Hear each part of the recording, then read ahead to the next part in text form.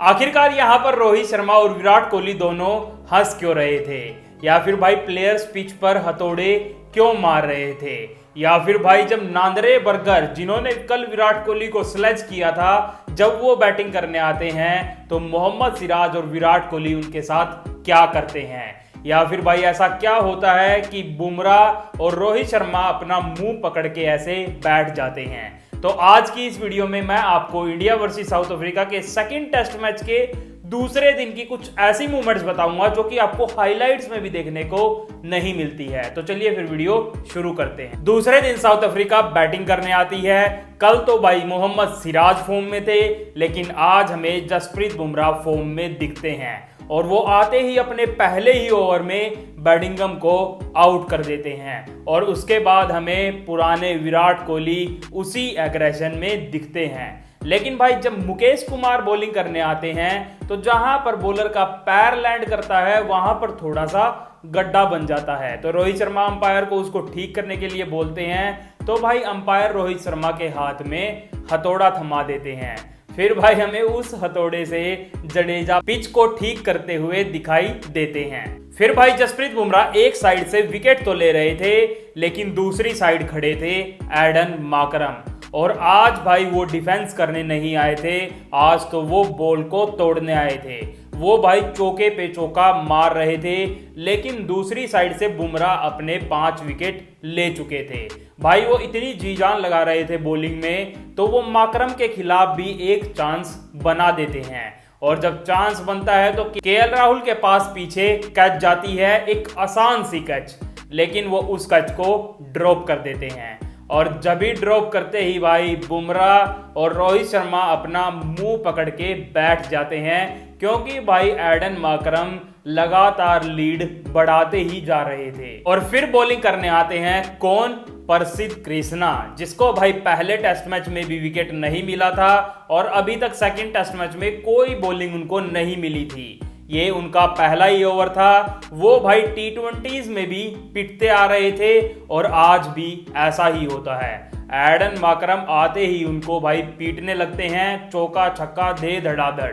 पहले ही ओवर में उनको 20 रन मार देते हैं, और भाई एक छक्का तो वो ऐसा मारते हैं कि बॉल भाई बाहर ही चली जाती है स्टेडियम के और बॉल खो जाती है। और फिर बॉल खोने के कारण इंडिया को दूसरी बॉल मिलती है और हमें रोहित शर्मा स्टंप माइक पर जसप्रीत बुमराह को कहते हुए सुनते हैं कि भाई ये बॉल थोड़ी सी सॉफ्ट है, पहले वाली थोड़ी सी हार्ड थी।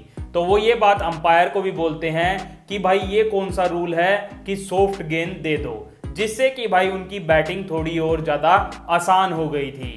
और बैटिंग आसान होने के कारण तो भाई एडन माकरम जसप्रीत बुमराह को भी चौके मारने लग गए थे, और फिर वो ऐसे ही अपना शतक भी पूरा कर लेते हैं। और भाई जब शतक पूरा करते हैं ऐसी पिच पर जिसकी कोई 50 भी नहीं थी दूसरे बल्लेबाजों की, तो भाई विराट कोहली उनके पास जाके उनको बोलते हैं कि ये आपकी एक चैंपियन इनिंग थी। लेकिन उनको शॉट्स मारने की इतनी ललक चढ़ गई थी कि वो हर बॉल पर शॉट मारना चाह रहे थे, तो आखिरकार उनकी कैच उठती है और भाई माकरम आउट हो जाते हैं। कैच पकड़ते हैं रोहित शर्मा, और कैच पकड़ने के बाद रोहित शर्मा इतने गुस्से में दिखते हैं कि वो बॉल को एकदम से जमीन पे मारते हैं कि चलो साला आउट हो ही गया। फिर आउट होने के बाद कोहली और गिल पीछे खड़े हुए केएल राहुल की टांग खींचते हुए दिखते हैं, क्योंकि भाई उन्होंने एडन माकरम की 73 रन पर कैच ड्रॉप कर दी थी। और फिर उसके बाद तो भाई प्रसिद्ध कृष्णा भी टेलेंडर्स को आउट करके अपना 1 विकेट ले ही लेते हैं। लेकिन फिर बैटिंग करने आते हैं नांदरे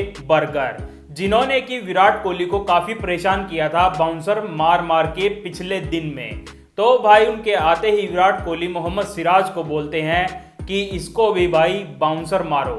और जैसा कि हमें पता है मोहम्मद सिराज विराट कोहली की कितनी बात मानते हैं, तो वो ऐसा ही करते हैं, उनको बाउंसरे मार मार के उनकी आंखों से आंख मिलाकर भाई मोहम्मद सिराज नांदरे बर्गर को स्लैज करते हैं। और फिर साउथ अफ्रीका का आखिरी विकेट भी गिर जाता है और इंडिया को जीत के लिए चाहिए होते हैं 78 रन। फिर बैटिंग करने आते हैं रोहित शर्मा और यशस्वी जायसवाल। यशस्वी जायसवाल तो भाई टेस्ट मैच नहीं टी20 खेलने आए थे, क्योंकि भाई उन्होंने आते ही चौके पे चौका मार के 22 बॉल में ही 28 रन बना दिए थे। लेकिन जैसे वो T20 में इतनी ताबड़तोड़ पारी खेलने के चक्कर में आउट हो जाते हैं, ऐसा ही आज भी होता है और भाई वो आउट हो जाते हैं। फिर बैटिंग करने आते हैं शुभमन गिल, और भाई शुभमन गिल आते ही एक चौका रबाडा को ऐसा मारते हैं कि भाई विराट कोहली भी पीछे बैठे हुए उनके लिए तालियां बजाते हैं। लेकिन भाई उसकी अगली बॉल पर ही शुभमन गिल भी आउट हो जाते हैं। फिर बैटिंग करने आते हैं विराट कोहली, और बहुत ही दिनों के बाद मुझे तो दिखा कि विराट कोहली और रोहित शर्मा एक साथ बैटिंग कर रहे थे। लेकिन रोहित शर्मा चौका छक्का मारने की कोशिश में अपनी कैच उठवा देते हैं और भाई डी जॉर्जी उस कैच को ड्रॉप कर देते हैं, और कैच ड्रॉप होते ही भाई रोहित शर्मा और विराट कोहली एक दूसरे की तरफ देखकर हंसते हैं। लेकिन फिर भाई जब विराट कोहली भी चौका मारने की कोशिश करते हैं तो उनके ग्लव्स पे बॉल लग के पीछे कीपर के पास जाती है। उस टाइम पे अंपायर तो आउट नहीं देते, लेकिन जब साउथ अफ्रीका रिव्यू लेती है तो उसमें हमें दिखता है कि भाई ग्लव्स पे बॉल लगी है और भाई विराट कोहली भी वहां पर आउट हो जाते हैं, जब बस जीत के लिए 4-5 ही रन चाहिए थे। और फिर बैटिंग करने आते हैं श्रेयस अय्यर। भाई श्रेयस अय्यर भी परेशान हो रहे थे क्योंकि उनको बाउंसरें पड़ रही थी, और भाई ड्रेसिंग रूम में खड़े ये तीनों विराट कोहली, गिल और जायसवाल भाई उन पे हंस रहे थे। लेकिन आखिरकार लास्ट में श्रेयस अय्यर चौका मार के मैच जितवा ही देते हैं। फिर मैच जीतने के बाद हमें दिखता है कि विराट कोहली ने अपनी जर्सी भी साइन करके डीन एल्गर को दी है। और भाई जो ये आज का मैच हुआ है ये बस 2 दिन में ही खत्म हो गया है। इतना छोटा टेस्ट मैच लगभग 100 साल के बाद हुआ है। आप टेबल में देख सकते हैं दूसरे जो ईयर्स लिखे हुए हैं 1934, 1888। तो भाई ये टेस्ट मैच भी खतरनाक ही था।